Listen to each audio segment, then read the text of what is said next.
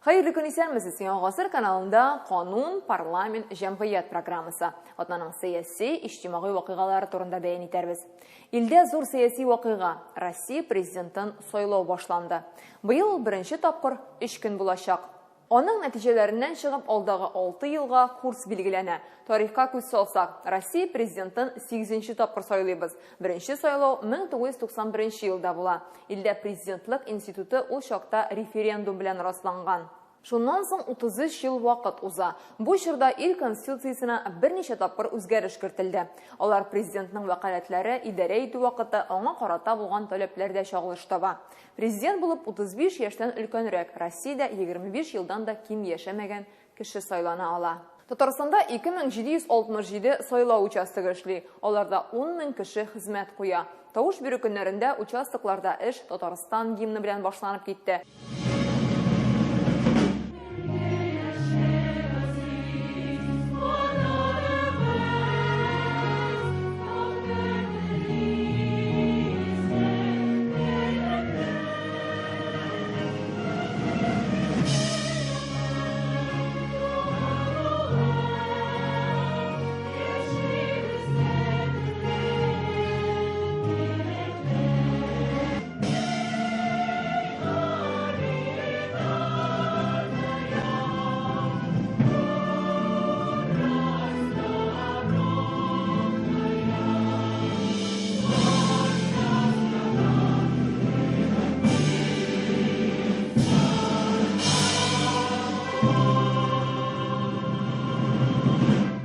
Bu vaqiğa soylauğa tantanalı төсмер üstü. Тавыш бирү барышын 10.000 күзәтүче карап тора.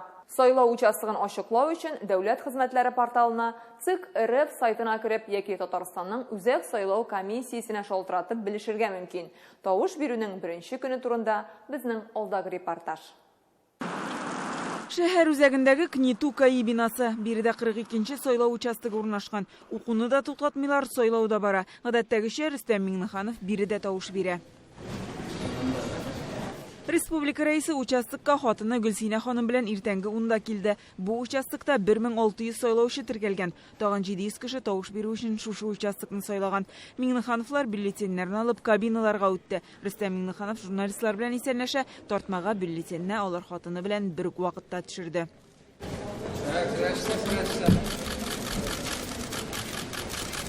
Миңнехановларга гаилә белән сайлыйбыз дип язылган беләзекләр бирделәр. Илдә гаилә елы булганлыктан республикада сайлау кампаниясе шундый шигар белән уза.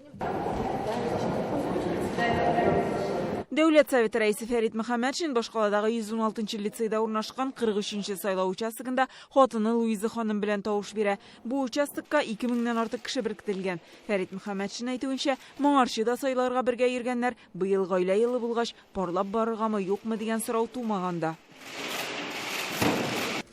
Шундый фикергә килдек, гаилә белән бергәләп, менә Хәләл җефтем Луиза белән без беренче көнне тавыш бирергә тиеш.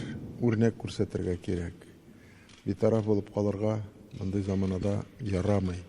Шуның өчен без беренче көнне килеп тавышыбызны бирдек. Дәүләт Советы рәисе урынбасары Марат Әхмәтов КНИТУ бинасында урнашкан 55-нче сайлау участогына килде. Ул хатыны Миләүшә ханым белән иде.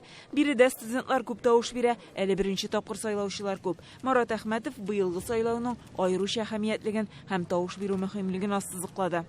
Быелгы сайлаулар, Россия президенты сайлаулары алар ишексез аеруча әһәмиятле зур җаваплылык белән һәм ил язмышы белән үзебезне уртак язмыш итеп карап, менә шундый уйлар, фикерләр белән килдек. Казан мэры Илсур Метшин хатыны Гөлнара ханым белән Казанның мәдәният институтында оркестрлы участокта тавыш бирде. Сегодняшним солнечным утром в Казани открылись все избирательные участки. Бүгенге кояшлы иртәдә Казанның барлык сайлау участоклары үз ишекләрен ачты. Барлык халыкны социаль актив булып, Казан, Татарстан, Россия өчен тавыш бирергә, президентны сайлап, бергә бәхетле тормыш төзергә чакыра. Новую счастливую жизнь. Бүген дин әһелләре дә актив иде. Татарстан мөфтие Камил хәзрәт Сәмигуллин сайлау участогына иртәнге 8-дә үк килде. 46-нчы участок Диния нәзарәте күршесендә урнашкан. Хатыны Лола ханым белән тавыш бирделәр. Бу сайлау участогы ачылганын кеше коридорда ук көтеп тора иде. Мөселманнар Россиядә бик күп. Мөселманнарның тавышы ишетелергә тиеш. Килмәсәк, катнашмасак, кем безне ишетсен. Шуңа күрә минем фикерем буенча без сайлауларга катнашырга тиеш. Һәм динебез үсешенә, исламыбызга кем файдалырак, милләтебезгә кем файдалырак, шул кешегә тавышыбызны бирергә тиеш. Казан һәм Татарстан митрополиты Кирилл да президент сайлауда катнашты. Ул 1936 елда Конституция кабул ителү белән бәйле вакыйганы искә төшерде. Аны митрополитка бер рухани сөйләгән була. До этого верующие люди были бесправными, духовенством. Аңа кадәр дини кешеләрнең сайлау хокукы булмаган. Монастырдагы бер монах тавыш бирергә баргач елап җибәргән. Хәзер ниһаять мин дә илнең гражданы саналам дип әйткән икән. Ул чакта мин әле яшь идем, моны аңламаганмын. Хәзер моның никадәр мөһим икәнлеген аңладым. Сайларга килүчеләр бу мөһим көнне үз гаиләсенең тарихына теркәп фотога төшә. Ул сурәтләр кемгәдер әле автомобиль тотарга да ярдәм итәчәк. Бу атнада хөкүмәт йортында имин һәм сыйфатлы юллар ил күләм проекты буенча планлаштырылган эшләр турында сөйләделәр. Вознесение трактының икенче чиратын төзү өчен 18 миллиард сум акча кирәк. Аның яртысын федераль грант буенча алырга җыйналар. Быел республикада 28 күпер яңартыла, 200 чакрымлык төбәк юллары төзелә һәм төзекләндереләчәк. Моңа 8 миллиард сумнан артык акча каралган. 2 миллиардтан артыгын федераль, калганнары республика бюджетыннан. Теманы Чулпан Касыймова дәвам итә. Быел башкаланың Ибрахимов урамындагы юлларны төзекләндереләчәкләр. Күргәнебезчә, ул инде таушалган, буразналар, чокырлар барлыкка килгән. Казанда имин һәм сыйфатлы юллар ил күләм проекты буенча 9 урамда асфальт яңартылачак. Гаврилов, Копылов, Барузи, Химиклар, Моисеев, Сибир тракты һәм Атар бистәсендәге Үзәк урамыда. Татарстанда юллар барыбер әйбәтрәк дип уйлыйм мин бүтән ниләргә караганда. Юлның халаты була яхшы, ләкин уна яз килгәндә барыбер пычрак. Кайбер урыннары бар, кайда аларны ясарга кирәк. Башкалада быел 2 күпердә төзекләндереләчәк. Это мост по улице Школьная. Аның берсе Константиновка бистәсенең мәктәп урамында, икенчесе Кадышта Соломка елгасы аша салынган күпер.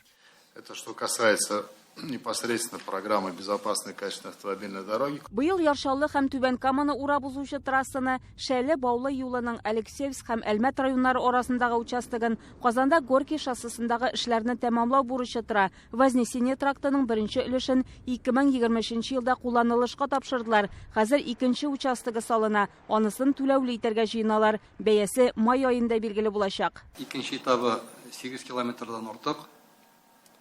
Аны эшләп бетерер өчен 18 миллиард чамасы акча кирәк безгә.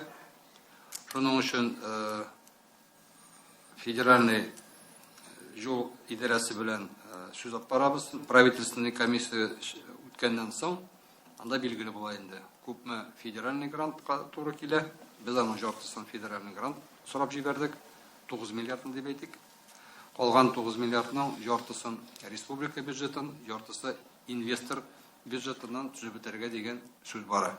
Шулай ук 208 чакрымлык төбәк юллары төзелә һәм төзекләндереләчәк. 28 күпер яңартыла. Узган ел республикада юллар салу өчен 240 миллиард сумнан артык акча бүлеп бирелгән. М12 трассасы файдалануга тапшырылды. Аны төзегәндә кайбер районнарда юллар ватылган. Алар тәртипкә китереләчәк, диде министр. М12 төзегәндә 5 район электә региональный жоллары белән, местный жоллар белән biz менә обход М7 Нижнекамскны быел бирегә җыенабыз. Анда да Хайран районнарының жоллары электә 1000 километрга якын ул жолларыбыз. Кем жолларны төзеде?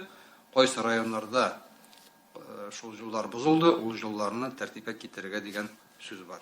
Быел кар күп булу сәбәпле 27 районның автомобиль юлларындагы 132 урынна су басарга мөмкин ди җитәкчеләр. Прохождение паводка на данных участках будут организованы дежурства. Су баскан җирләрдә махсус инспекторлар кизү торачак. Алар машиналарны йөреп була торган урау юллардан җибәрәчәк. Хәзер күперләр янында эшләр башкарыла, су үткәрү трубалары чистартыла. Подрядчы оешмалары ком, таш һәм пычкы чүбе кебек кирәк яракларны әзерләп куйды. Буа районында ел сайын 2 күперне су баса, шуңа аларны вакытлыча ябарга туры килә. Бу Ширки Килдурас һәм Кыят авыллары янында. Язгы ташу чоры аеруча зур уяулыкны таләп итә ди җитәкчеләр. Мондый көннәрдә оператив төркемнәр тулы әзерлектә торачак. Бу атнада дүшәмбе уразаның беренче көнендә Татарстанда Рамазан изге гамәлләр ае дигән хәйрия марафонына старт бирелде. Аны республиканың диния нәзарәте оештыра. Узган ел Зәкат фонды 625 гаиләгә 4 тонна ярым азык-төлек өләшкән. Быел ким дигәндә 500 гаиләне кирәк-ярак белән тәэмин итәргә планлаштыралар. Бу эшкә теләгән һәр кеше үз өлешен кертә ала. Мәрхәмәт берләшмәсенә караган Татарстан дәүләт советының хатын-кыз депутатлары балаларны куандырды. Олар бу атнада Казанның 11-нче интернат мәктәбендә төзекләндерелгән актлар залын ачты. Ремонт ясарга депутат хатын-кызлар матди ярдәм күрсәткән. Монда ятим, ата-ана тәрбиясеннән мәхрүм һәм физик мөмкинлеге чикле балалар яши. Депутатлар яңа ел бәйрәме алдыннан монда килгән була. Ул чакта директор актлар залының искергәнлеген әйткән. Монда балалар күп вакытларын уздыра, концертлар куя, репетиция ясый һәм республика конкурсларына әзерләнә. Залны 2 ай дигәндә якты заманча итеп үзгәртәләр. Но я хотела сказать огромную благодарность Объединению женщин-депутатам Государственного совета РТ за то внимание, которое они проявляют к нашему учреждению. За вот такой отличный ремонт, где действительно зал у нас преобразился, стал совершенно другим, где хочется творить, выступать и вообще просто здесь находиться. Стало очень-очень здесь уютно. Нашим ребятам понравится этот зал, что здесь очень они будут дружно репетировать и готовиться к республиканским конкурсам, к новым проектам, что педагогам тоже будет приятно заниматься в этом зале. Но в первую очередь мы хотим, чтобы это было посылом для наших депутатов, для бизнесменов, курировать наши социальные учебные заведения и радовать наших ребят. Депутат хатын-кызлар сафы тагында ишәя. Дәүләт Совет рәисе Фәрит Мөхәммәтшин Нина Шиминага депутат таныклыгы тапшырды. Депутат Александр Тыгин Татарстанның дәүләт торак инспекциясына җитәкче итеп билгеләнгәннән соң үзәк сайлау комиссиясе аның мандатын Нина Шиминага биргән иде. Ул яшьләр парламентын җитәкли, Казан дәүләт төзелеш архитектура университетын тәмамлаган, Сколково халыкара идарә мәктәбендә укыган, Россия лидерлары конкурсының суперфиналына чыга. Нина Шимина Татарстан әниләре берләшмәсенә нигез салучы, лагерьләрдә белем бирү сменалары оештыра. Фән һәм технологияләр өлкәсендә Казанда һаваны чистартучы һәм начар истән котылу мөмкинлеген биргән уникаль проект тәкъдим иттеләр. Аның нигезендә Самасыр бистәсендәге чүплек газыннан электр энергиясе җитештерелә. Әлеге эшне экология ил-күләм проекты буенча башкаралар. Бу Татарстанда гына түгел, Россиядәге шундый беренче проект. Полигон тирәсендә яшәүче 340 мең кешенең тормыш сыйфатын яхшыртырга ярдәм итәчәк. Самасыр чүплегендә тагын 25 елга җитәрлек газ бар диләр. Рания Абдрахманова тулырак. Монда инде безнең күрсәтүдә бөтен показательләр CO2, O2, кислород, газ фәлән башка газ показательләре. Шуның буенча без күрәбез инде күпме бизнес валкадан газ килә монда. Күпмегә артамы ул, әзәяме. Казанның Самасыр чүплеге бирегә көнкүреш калдыкларын узган гасырның 60нчы елларында ташый башлаганнар. 20 ел элек бу урында полигон барлыкка килә. Урын калмаганлыктан соңгы 6 елда ул файдаланылмый. Монда 1,5 миллион куб метр чүп бар. Әлегә кадәр алардан зарарлы һәм начар исле газ чыгып утырган. Хәзер исә ул файда китерә. Чүп газыннан электр энергиясе алалар. Безнең система буенча тауны башта формировать итәләр. Шуның өстенә геомембран дигән материал каплыйлар. Ул 145 мең квадрат метр капланган. Шуның өстеннән трубалар чыгып кала, шуннан газ төшә 2 таудан. Чүплектәге газ һавага чыгып китми, трубалар аша менә бу җайланмага килә. Цель полигона находится... Мондагы чүптән 260-тан алып 1300 кубометрга кадәр газ барлыкка килә. Ул күмер һәм шелтәр фильтрлары аша узам, зыянлы катнашмаларыннан чистартыла һәм электр энергиясе алырлык газга әйләнә. Бу җайланма ярдәмендә сәгатенә 500 киловатт электр энергиясе җитештереп була. Полигонда алар өчәү, барысы бергә сәгатенә 1,5 мегаватт электр энергиясе бирә алалар. Бу 60 минут дәвамында 500 мең суыткычны эшләтеп торырлык мөмкинлек. Яисә шул ук вакыт эчендә 100 ваттлы 1,5 миллион лампочка яна ала. Полигонда якынча 20-25 елга җитерлек газ бар диләр. Система автоматики, начиная от пуска и заканчивая выхлопными газами. Бу система чүплек рекультивациясенең Татарстандагы беренче пилот проекты. Экология ил-күләм проектының Чиста ил программасы буенча булдырылган. 872 миллион сумга төшкән. 2021 елга кадәр үк полигонда тикшеренүләр уздырылган була, фән эшлеклеләре җәлеп ителгән. Чүплек газы күп булу ачыкланганнан соң гына яңа система кулланып карарга хәл ителә. Вопрос реализации данного мероприятия. Әлеге проект беренче чиратта халык теләге һәм гызыры буенча тормышка ашырыла. Рекультивациягә кадәр мондагы сосы истән зарланучылардан 300 гариза килгән иде. Хәзер экология проекты ярдәмендә оннан котыла алдык. Лаборатор үрнәкләр зарарлы матдәләр юклыгын күрсәтә. Башта киләдер, элегрәк инде ул бер 15 ел, 10 җиллар тамы назад. Ну хәзер анда исләр нигәнем юк. Самосыру бистесенә якын тирәдә генә торабыз. Без ипотека буенча фатир алгач бик тә борчылган идек. Ул вакытларда 2010 еллар бик каты гына исләр киләдер. Шул исләргә бик ирем бик аеруча борчылган инде. Дөрес җирдән фатир лекмәде безгә, гомер буе шушы исне иснәп яшәрбезме дигән ие. Аллага шөкер, менә соңгы елларда бу ис сизелми. Хәзер Казан башкарма комитетында самосыр чүплегеннән алынган электр энергиясын кайларда файдаланып булачагын ачыклыйлар. Татарстанның әлеге пилот проектын башка төбәкләрдә дә куллана башларга мөмкиннәр. Тиздән дача сезоны башлана. Росреестрның Татарстандагы идарәсе ел сайын кайнар линия уздырып бакчачыларның сорауларына җавап бирә. Аларга бакча ширкәтләрен ничек теркәү, нинди документлар кирәклеген аңлаталар. Күчемсез милеккә кагылышлы кануни үзгәрешләр турында сөйлиләр. Бүген без алар турында Росреестрның Татарстан идарәсендә бүлек башлыгы Татьяна Надысева белән әңгәмә кырдык.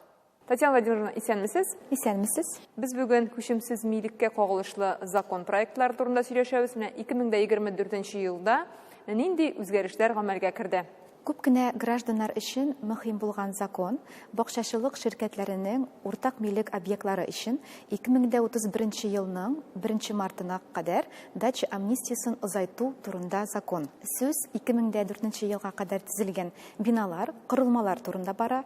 Бу, мәсәлән, гомуми ихтыяҗлар белән кулланыла торган сакчылар, су башнялары, административ биналар булырга мөмкин. 2031 елга кадәр мондый объектларны гадиләштерелгән тәртиптә теркәргә мөмкин булачак. Аларны төзү яки реконструкциялау өчен рөхсәт документларын тапшыру таләп ителми. Мондый объектларга техник план әзерләү декларация нигезендә үткәрелә. Менә сез әйтеп киттегез, гомуми кулланышта булган күчемсез милек объектларын теркәү кирәк дип, һәм ни өчен кирәк ул? Бакчачыларга мондый объектларны теркәү гарантия бирә бакчачыларга, аларга шушы объектларга хукук бирә. Без беләбез, менә апрельдән закон проектларын тагын алышына яңа үзгәрешләр керә. Алар турында да әйтсәгез иде. 2024 елның 1 апреленнан яңаша планлаштыру төшенчәсен төгәүләүче закон үз көченә керә.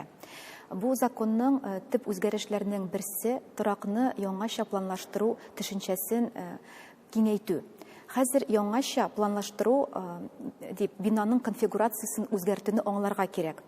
Ул техник паспортка төзәтмәләр кертүне таләп итә. 1 апрельдан бинаның шикләрен һәм мәйданын үзгәртү, шул исәптән бинаның эшке планын үзгәртү һәм яки биналар барлыкка килү яңаша планлаштыру дип танылачак.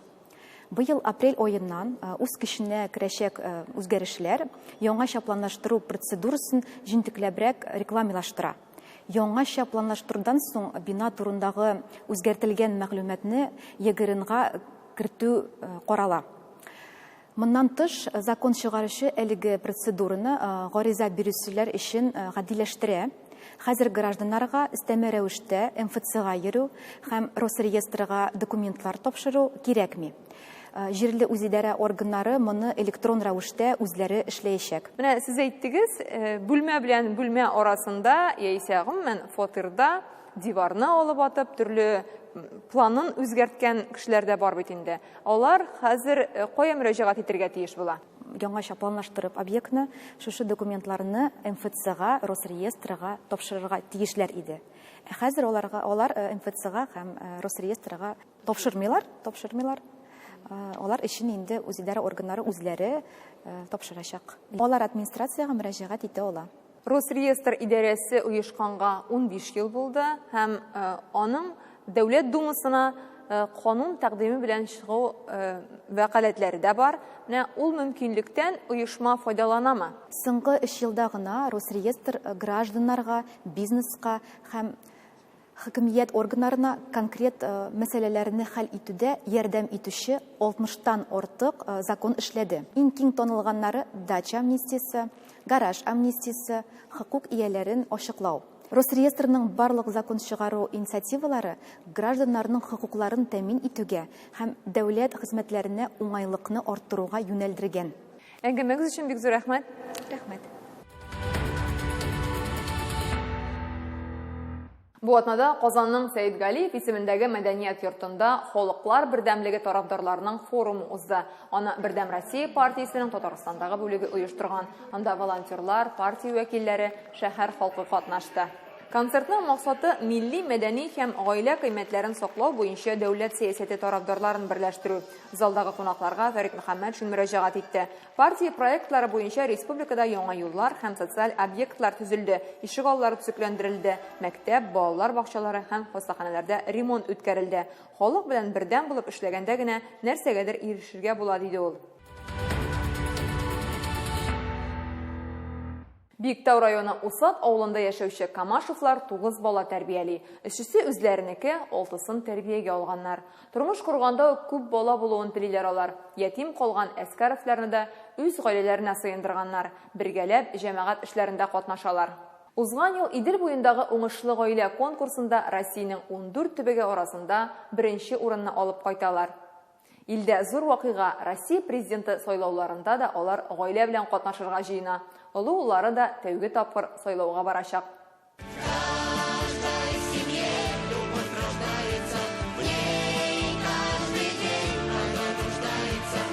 Әлеге җыр Камашевларның тормыш девизы. Аны Идел буендагы уңышлы гаилә конкурсына әзерләнгәндә яздырганнар. Ул вакытта уларга тиңнәр булмый, 14 төбәк арасында беренче урынны яулап кайталар. Мы очень начали много времени проводить вместе. Без баштан эшкә бир конкурсында катнаштык. Ул безгә зур тәҗрибә бирде. Аннан Идел буендагы уңышлы гаилә фестиваленә әзерләндек. Көн саен репетициялар ясый идек. Бу безне бик якынайтты. Күп вакытыбызны бергә үткәрдек. Бездән күреп, кичкенә улыбызның да сәләтләре ачыла башлады. Җырлый. Әлеге гаиләдә тәрбияләнүче балаларның барысы да сәләтле. Илмир музыка мәктәбендә укый, гармунда уйнарга өйрәнә.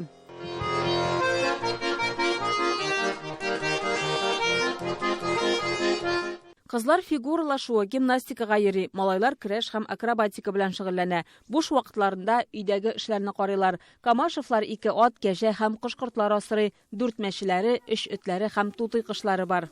Необходимо, во-первых, научиться уважать детей. Иң беренче чиратта балаларны хөрмәт итәргә кирәк. Мин аларны айырып карамыйм. Үзебезнекеләр булсамы, тәрбиягә алганнарымы, күпләп китап укытырга тырышабыз. Шулай ук дин буенча да шикләр юк, теләгәнен сөйләсеннәр. Минем фамилиямны алырга теләсәләр дә каршы түгелмен. Камашевлар гаиләсендә 9 бала үсә, өчесе үзләренеке, берсен уллыкка, 5-сен тәрбиягә алганнар. Прежде чем ребенка взять в семью, да, вот Эльмира, мы посоветовались. Олы улыбыз Лев кичкенә булганда без аннан Илмирны уллык калсак, син ризамы дип сорадык. Ул әйе дип җавап бирде. Беренче көннән алар бергә булдылар. Шуннан гаиләбезгә Әскәровлар килеп кушылды. Алар 5 бала булган. Барысын да үзебезгә алдык. Бер атнадан безне әти-әни дип йөртә башладылар. Мы уже у ребенка согласие спросили. Әскәровлар инде Камашевларда 6 ел яши. Бердәм тату гаиләгә әйләнгәннәр. К нам приезжали мама с папой, как навестить сначала. Потом они сначала забрали Анвара, Айнура и Азалину, потом где-то через неделю нас с Исламом. Когда мы с Исламом зашли, в первую очередь нам прибежала бабуля нас обнимать. Мне Азалина с уроками помогает часто.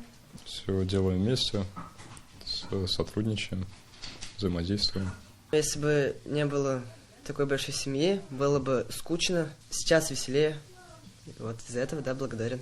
Камашевларның гаилә традицияләрдә барлыкка килгән. Җәй көне атна саен бергә җыелып берәр чарага баралар, яисә өйдә үзләре оештыралар, табигатькә чыгалар, Болгар яисә Зәй утраучыгында кунак булалар. Быел алар өчен тагын бер мөһим чара көтелә. Олы улларына 18 тулган. Ул тәүге тапкыр сайлауга барачак. Наш старший сын впервые идет голосовать. Олы улыбыз беренче тапкыр тавыш бирәчәк. Без бергә барабыз гаиләбез белән. Һәрбер кеше үзенең гражданлык бурычын үтәргә тиеш. Шул рәвешле без балаларга үрнәк күрсәтәбез. Наше будущее зависит от нас.